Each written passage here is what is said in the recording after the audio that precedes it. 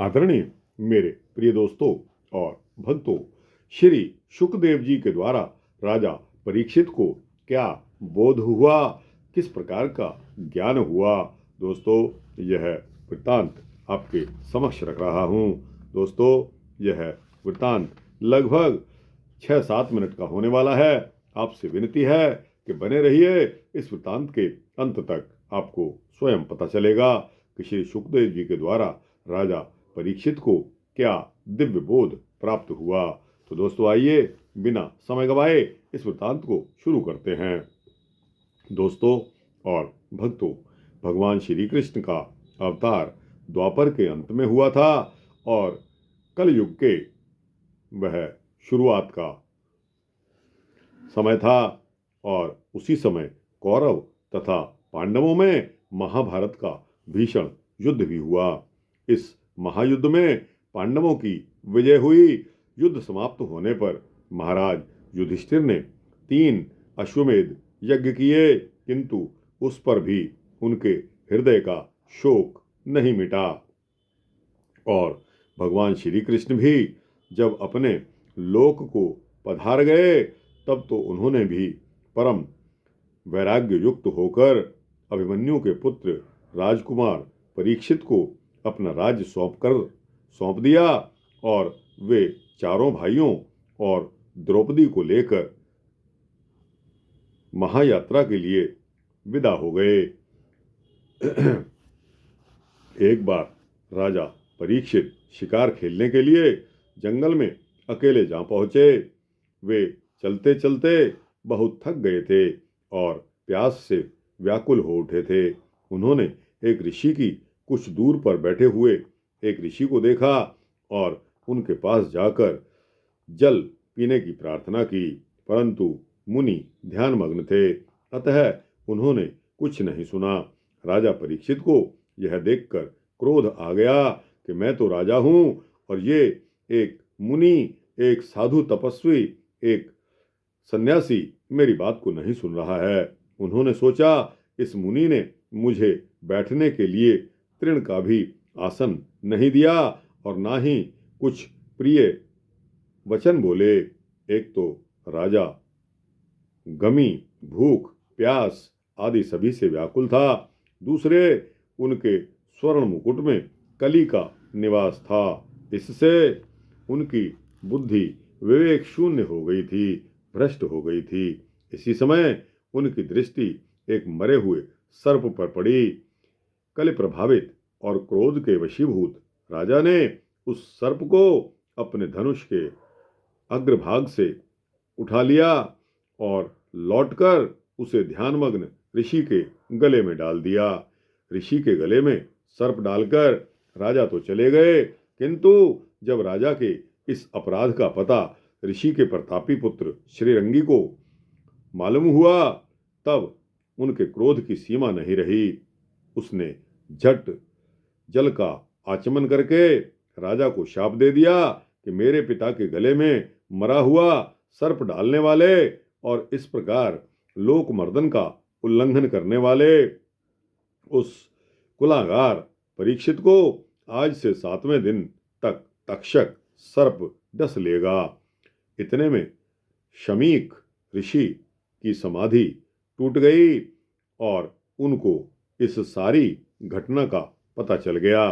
फिर तो वे बड़े ही खिन्न हो गए और उन्होंने अपने पुत्र को डांट कर कहा कि अरे मूर्ख, तुमने यह बहुत बड़ा पाप कर दिया जो बहुत थोड़े से अपराध के कारण उस परम धार्मिक महाकीर्तिमान भगवत भक्त अश्वमेध यागी सम्राट को ऐसा भयानक शाप दे दिया। और व्यथित मन से उन्होंने अपने शिष्य के द्वारा शाप का सारा वृत्तांत राजा के पास भिजवा दिया। शाप का पता लगने पर वे कुकृत्य पर अत्यंत पश्चाताप और शोक करने लगे। उनका मन संसार से विरक्त हो गया। परलोक के संपूर्ण भोगों से भी उनका मन हट गया। उन्होंने राज्य का सारा कार्यभार अपने पुत्र जनमेजय को सौंप दिया और स्वयं भगवान श्री कृष्ण के चरणों में अपना मन लगाकर मृत्यु काल पर्यंत मृत्यु काल पर्यंत अनाहार व्रत का संकल्प करके भगवती भागीरथी के पुनीत तट पर चले गए।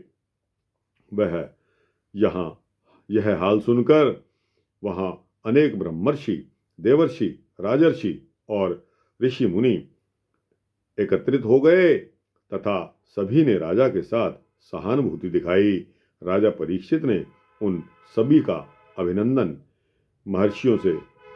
करके उन महर्षियों से पूछा कि हे भगवान, ऐसा कौन सा कर्म है जिसे सभी लोग सब अवस्थाओं में विशेषकर मृत्यु के समय कर सकते हैं तथा जिसके करने से कुछ भी पाप नहीं लगता। इस प्रकार के प्रश्न को सुनकर वहां जितने ऋषि मुनि थे वे सभी आपस में वाद विवाद करने लगे।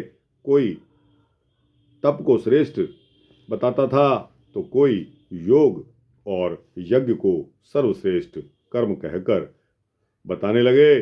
इतने में वहां एक अवधूत आ पहुंचे। उनकी अवस्था लगभग 16 वर्ष की थी। उनका शरीर दिगंबर था। मुख आकृति प्रसन्न चित्त और तेज युक्त थी।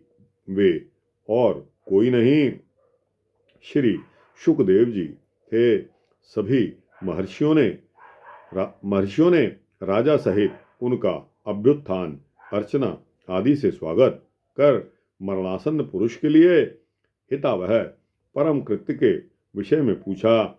राजा के द्वारा प्रश्न किए जाने के उपरांत उन्होंने कहा कि हे राजन, मोक्ष की इच्छा रखने वाले पुरुष को सर्वात्मा भगवान श्री हरि का नाम संकीर्तन करना चाहिए। उनके गुणों को सुनना चाहिए तथा उनका स्मरण करते रहना चाहिए।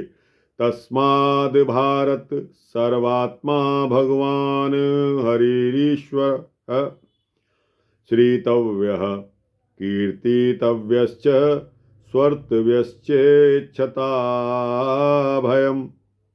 श्रीमद्भागवत गीता के दूसरे अध्याय का पहला श्लोक है। श्री भगवान श्री हरि का कीर्तन यदि अंतकाल में भी हो सके तो वह पुरुष मरकर श्री हरि के रूप में जा मिलता है। राजा खटवांग की कथा तुम्हें मालूम होगी। वह 2 घड़ी में ही संपूर्ण विषयों का त्याग करके मुक्त हो गया और तुम्हारे लिए तो अभी 7 दिन शेष हैं। राजा खटवांग की कथा मालूम होगी। वह 2 घड़ी में ही संपूर्ण विषयों का त्याग करके मुक्त हो गया और तुम्हारे लिए तो अभी 7 दिन हैं। पहली बात यह है कि तुम मृत्यु का भय छोड़ दो।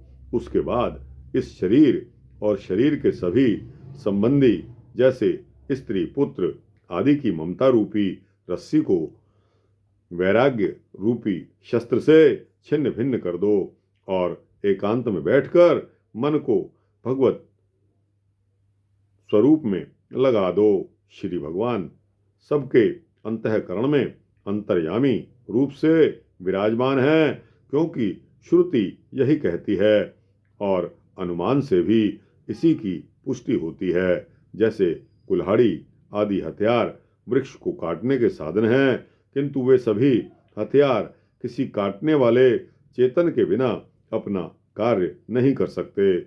ऐसे ही मन, बुद्धि आदि भी जड़ पदार्थ हैं और किसी चेतन के आश्रय से ही काम करते हैं। वह चेतन ज्ञान स्वरूप ईश्वर ही हैं, जो प्रत्येक शरीर में निवास करते हैं। इस प्रकार के अनुमान से जब पुरुष को ईश्वर के अस्तित्व में विश्वास हो जाता है, तब उसके हृदय में भगवत प्रेम उत्पन्न होना भी अशक्य नहीं होता।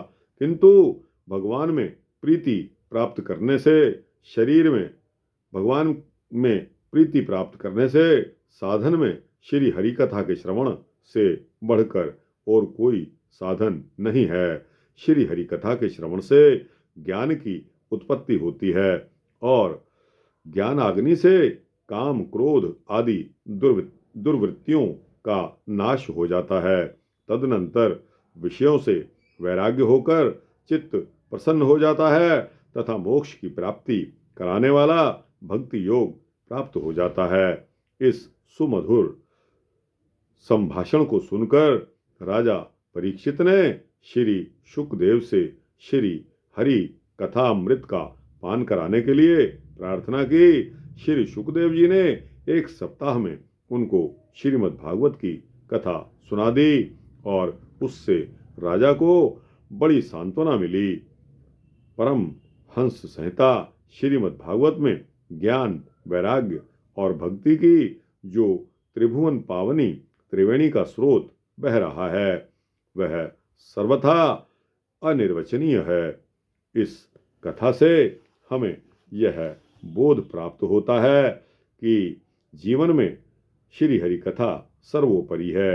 अतः जीवन निर्वाह के लिए कर्तव्यों का पालन करते हुए श्री भगवान की कथा का श्रवण हमें अवश्य करना चाहिए, जिससे मन में शांति आती है। तो दोस्तों, यह हमें बोध होता है इस कथा के द्वारा, जैसा कि मैंने आपको इस वृतांत के शुरुआत में बताई थी कि श्री शुकदेव जी के द्वारा राजा परीक्षित को किस बात का बोध हुआ।